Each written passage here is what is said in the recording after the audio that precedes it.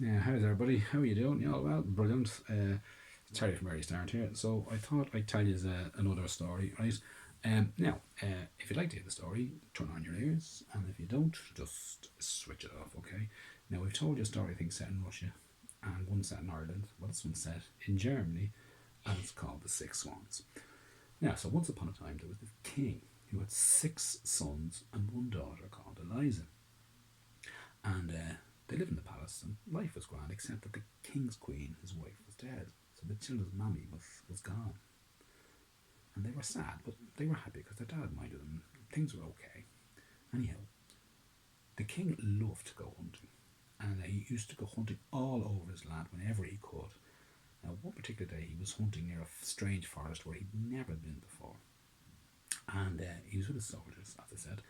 And while they were standing there, he heard a boar like a wild pig, galloping into the forest. So he quickly jumped up onto his horse and he galloped into the forest after the animal before his soldiers could catch up with him. And the boar was running so quickly through the forest, the king was galloping so quickly after him that the soldiers couldn't even keep up with him. And eventually the boar escaped, and the king turned around and realised that he was on his own. He was lost in the forest, nobody around him. Then he heard a strange noise and he turned around, and standing behind him was an old lady who was really a witch, actually, but he didn't know that. And she was nodding at him like this. A nodding old lady who was a witch. Very strange. Anyhow, he said to the old lady, do you live in the forest? And she nodded at him, I do. And he said, do you know the way out of the forest? And she continued to nodding. And he said, will you show me the way out of the forest? It was then she stopped nodding. And she said to him, I will show you the way out if you promise to marry my daughter. Now the king was a bit confused, and a bit lost, and a bit worried. But he agreed. Strange, isn't it? But he said, yes, okay, I will marry your daughter if you show me the way out of the forest. Anyhow, so he brought her, the witch brought him to her hut. And in her hut was sitting her daughter. Now she was a beautiful lady, but she was also a witch. There was something slightly strange about her, but the king had made his promise, and so he said, yeah, I will marry her. So the old lady said, I will show you the way out now. So he took the daughter and put him on his horse, and he followed the old lady out of the forest. And when they got out of the forest, he met the soldiers, and he told the soldiers, quickly, you must go back to the palace and get ready for the wedding, for I am going to marry this lady. The soldiers were a bit amazed that he went into the forest chasing the boar and came out with a new, well, a woman is going to be his new wife. Well, you would be, wouldn't you? Anyhow, he's the king, you got to do what you're told. So they went back to the palace, and they told everybody to get ready, for the king had met a lady in the forest, and there was going to be a wedding. Now, the king's wise man, who lived in the palace, heard the story. And the wise man, he's a very clever person. You always go to him for advice. And he wondered about this, and he thought, I don't think the children will be safe. So he took the six sons and the daughter, took them away and hid them in another forest in a tower. And he told the children, you must never come back unless I tell you. And he went back to the palace. And when he got back to the palace, the wedding was over. The king had already married the old lady's daughter, the new queen. And the king said, look, where are my kids? Where are the kids? They should have been at the wedding. And the wise man said, they've been taken away and hidden for their safety, for they are not safe. They must never come back to the palace. And the king said, why? But the wise man didn't say anything. And the king said, well, I must see my children. How can I see them? And the wise man took out a ball of yarn from his pocket. Now, yarn, what's yarn? You know what a ball of wool is? Same thing. Anyhow, you will find your children using this ball of yarn. You must hold the end of the yarn in your hand, drop the ball on the ground. The ball will unravel itself and go all the way to where your children are. He said they must never come back to the palace, for they will be in danger. Now the king always did what the wise man told him. He said, right, okay. So the next day, with the ball of yarn, he held it in his hand and he dropped the ball of yarn onto the ground, and the ball unraveled itself and went off for a very long distance.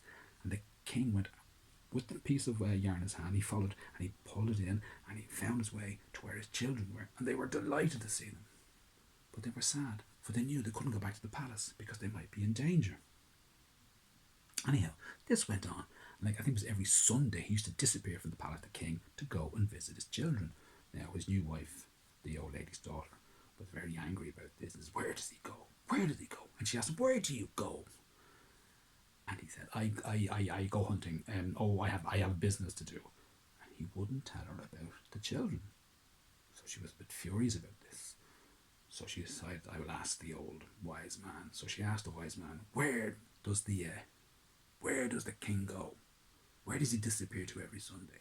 And the wise man wouldn't tell her. So she put a spell on him. And the wise man said, he goes to visit his 6 sons. And with that, she was so furious, she clicked her fingers and he turned into a frog. So he couldn't tell the king what he told her. 6 sons, she thought. And she thought about it very carefully about this. Now, because she had turned the wise man into a frog, she didn't realise about Eliza. She never heard about Eliza. She only heard about the 6 sons. Now, I told you she was a witch's daughter, so she was very clever with spells. So she came up with a plan. And she made 6 white linen shirts.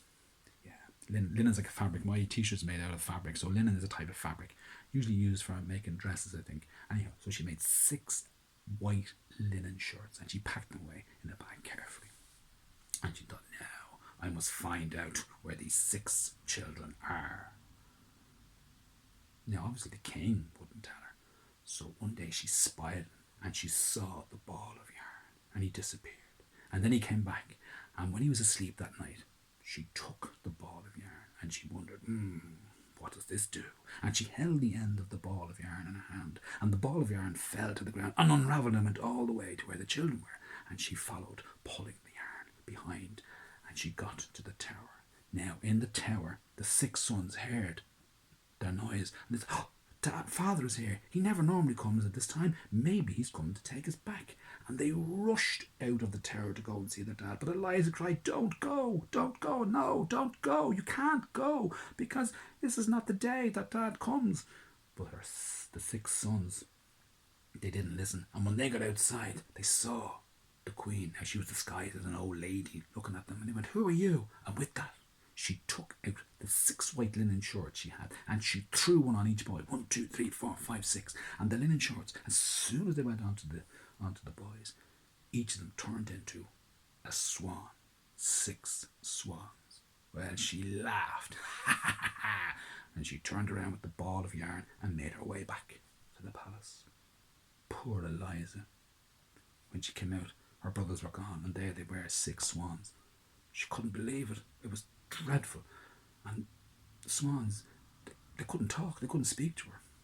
So the 6 swans just looked at her very sadly, and with that, they stretched out their long wings and they flew away. 1, 2, 3, 4, 5, 6, leaving poor Eliza sitting on the ground with just some feathers. She went back into the tower. Now, the next Sunday, the dad came to visit with the ball of yarn. And Eliza came down from the tower and said, Father, I'm so sorry, and she told him what happened, that a strange lady had come and turned her 6 brothers into swans. I couldn't believe it. And the king was so upset. And he said, well, you must come home with me now. And she said, I cannot come home, for the wise man said I must never come back unless he says so. And the king said, okay. And they hadn't seen the wise man, because you remember she turned him into a frog. But the king said, I will return tomorrow with the wise man, and he will let you come back to the palace. Of course, they wouldn't be able to find him. He's been turned into a frog. Anyhow, the king returned with the ball of yarn back to the palace. Now, poor Eliza was sitting in the tower on her own that night, and she thought, no, I'm not going to wait here. I'm not going to wait. So she said, I'm going to go and find my 6 brothers. So she left the tower, and she went searching and searching and searching.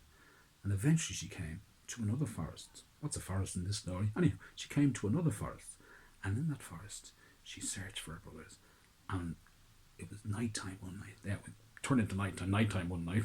Anyway, at night she was in the forest, and she found a strange house, and she went into she opened the door.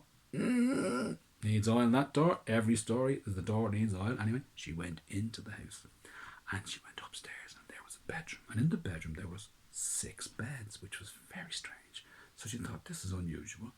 So she said, I'll wait here and I'll see what happens. So she waited and she hid. And later that night, she heard a fluttering of wings. And in the window came 6 swans. And the 6 swans landed on each of the beds. And with that, the swans, they all looked at each other. And they started to blow. And they blew the feathers off one another. Until eventually, there on the bed were her 6 brothers. Well, Eliza was so happy. She jumped out of her hiding place and said, my brothers, it's great to see you. And the brothers looked at her sadly and they said, yes, it's great to see you, but we can only be, as humans, for 15 minutes every day. 15 minutes, that's like less than your lunchtime. 15 minutes every day. And poor Eliza says, oh, and how? There must be some way we can break the spell. And the brothers said, yes, there is a way. And they looked at Eliza. You must promise not to speak for 6 years. You must stay mute. Mute. You have that on your remote control. If your television's on and you press mute, it stops the telly talking. Yeah? Mute. You must remain mute for 6 years. Also, you must make 6 dandelion shirts. Now, dandelions are those weeds that grow in your garden. You ever seen the yellow ones? Yeah, they call them something else in English. Anyway, and the brothers told her, you must take the dandelion, the yellow part of the dandelion, you must turn it into thread and make 6 shirts. And when the 6 years are up, you must place the dandelion shirts on us, and we will turn back into humans forever. But if you speak during the 6 years, we will stay swans forever. Poor little Eliza, she was so upset. And she said, well, I promise I will do that. I will stay quiet, mute for 6 years, and I will make you 6 dandelion shirts. And the brothers were so sad because they knew their 15 minutes was up and they were going to turn back into swans. And they said, be careful, Eliza, be careful. And with that then, they turned back into swans. And were gone. So poor Eliza, what was she going to do? She knew that if she went back into the world, if she left the forest, she might meet people and they'd talk to her, and that way she'd speak to them, and then her brothers would be swans forever. So she said, she made up her mind, for the next 6 years I am going to stay in the forest and I will never speak to anybody, and I will spend my day picking dandelions and making 6 dandelion shirts. And so she did. Now the years went by, and people here outside the forest heard the rumour that in the forest there was this beautiful lady who lived in the forest but nobody ever could see, and people wondered who she was. And one day some soldiers were in the forest, and they had, because they'd heard the story about this strange lady who lived in the forest. And when they were in the forest, Eliza could hear them coming, so she climbed up a tree out of the way. And the soldiers found her. They looked up to her and they called up to her, who are you? Of course, she wouldn't speak. And they said, you must come down. And she still wouldn't speak. Because, she made a promise. And she had a necklace around her neck, and she took off the necklace and she threw it down to the soldiers, hoping that they might go away. But the soldiers wouldn't. And they climbed up into the tree and they took her down gently. And they didn't know what to say to her. And obviously Eliza would say nothing. And the only thing she had with her was a bag. And in the bag they could see yellow fabric. Remember talking to fabric? Yeah, probably for the dandelion shirts. We'll come to that later. And they looked at her and they said, this lady is so beautiful that we must bring her back to our king. Now this is a different king, to our king, and see what our king will do. So they did. They brought Eliza back to their kingdom. Now Eliza was terrified because she didn't want to speak. She wanted to keep quiet. Anyhow, when they got back to the new palace, the king's palace, their king's palace, he saw Eliza and he thought, this is the most beautiful person I have ever seen. And it's true, because she'd grown up to be a beautiful lady. And he decided that he was going to marry her, and he asked her, will you marry me? Of course, Eliza couldn't say yes, and she couldn't say no, because she had decided to stay mute. She would not speak. So the king decided, well, she has not said yes, but she has not said no. And so he married her. And people in his kingdom were very confused. Why did he marry this person who never spoke? And why did she never speak? People didn't understand. But the king's mammy, his mother, she was not happy. Not a bit happy. She didn't like the strange girl coming into a palace who didn't speak. She thought there was something peculiar about her, yeah, there was something odd about her, and she didn't like her. And Eliza couldn't speak and wouldn't say anything because she decided to stay mute to save her brothers. Now, about a year later, Eliza had a baby, a little baby girl, and the king was delighted. But the king's mum was not delighted. She didn't like Eliza, and she said, I know how to get rid of Eliza. Now, she didn't know her name, but I know how to get rid of this girl who does not speak. So that night, you're not going to believe this, the new baby was in the bed, in a crib beside the bed. She took the baby away and hid her, and she got some red paint, and she put red paint on Eliza's mouth. And the next morning, the king woke up and said, where's the baby gone? And the mom came into the bedroom. Look, your queen, that girl there, she is eating your baby. Look, she has red blood on her mouth. She's after eating the baby. Very strange, isn't it? She's very, very cruel, that man. And the king said, is that true? Of course, Eliza couldn't speak. Eliza wasn't able to talk. And the king was so angry that he said to Eliza, you must be taken away now and brought to the town square, and you must be executed, killed. This is shocking, isn't it? Anyhow, so Eliza was taken away by the soldiers and brought into the town square where the king was going to have her killed, right? And they were going to chop off her head. Crazy story. Anyhow, so the axe man was there. He had his big axe, and he was about to swing his axe and drop it down on poor Eliza's head when he was attacked by 6 flying swans. And the swans flew around the axeman, and he had to drop his axe and step back. Now, if you've ever seen swans on the canal, they can be very vicious. And the 6 swans stood around Eliza, and they hissed at all the people, and the people stood like, oh, those crazy swans. And it was just then that Eliza realised that the 6 years were up. So quickly, she searched. Now, she always had her bundle with her. Remember I told you? The little bundle, she always had it with her. And she took out the 6 dandelion shorts quickly, and she threw them onto each swan. 1, 2, 3, 4, 5, and 6. And instantly, they were turned back into her brothers. Now, they were grown men now, 6 huge fellas who were going to protect their sister. And because the 6 years were up, Eliza was able to speak, and she called to the king and said, I'm so sorry I could not speak. And she explained the story, and she explained that she had not harmed her child, and that it was the mother who had taken the baby and hidden her away. And the king was so angry with his mother how he banished her. You must leave, banish me, get out of my kingdom. And they found the little baby daughter, and they brought her out. Now, they were delighted. Now, the 6 sons and Eliza were so happy to see each other, but there was one person they had to go and see, and that was their father. Yeah, so they travelled back to their own kingdom, and they went into the palace, and the dad was old and grey, and he was sad because he'd lost his children. And remember the wife he'd married, she had disappeared, she was gone, she'd left, thank God. And when he saw his 6 sons and his daughter coming towards him, he was so happy. And with that, they all lived happily ever after. Yeah, I hope you enjoyed that story. So poor Eliza, she went through 6 years of, not being able to talk and missing her brothers, but eventually everything worked out. It's kind of a bit like that at the minute, isn't it? We're all kind of stuck away from school, but eventually things will work out, and we'll all get back to the way things were, and we'll all be happier again. Hopefully, anyway. So listen, don't worry too much. Try to be happy. Keep your hands clean. Keep your hands away from your eyes, your nose, and your face, and look after yourselves and each other, okay?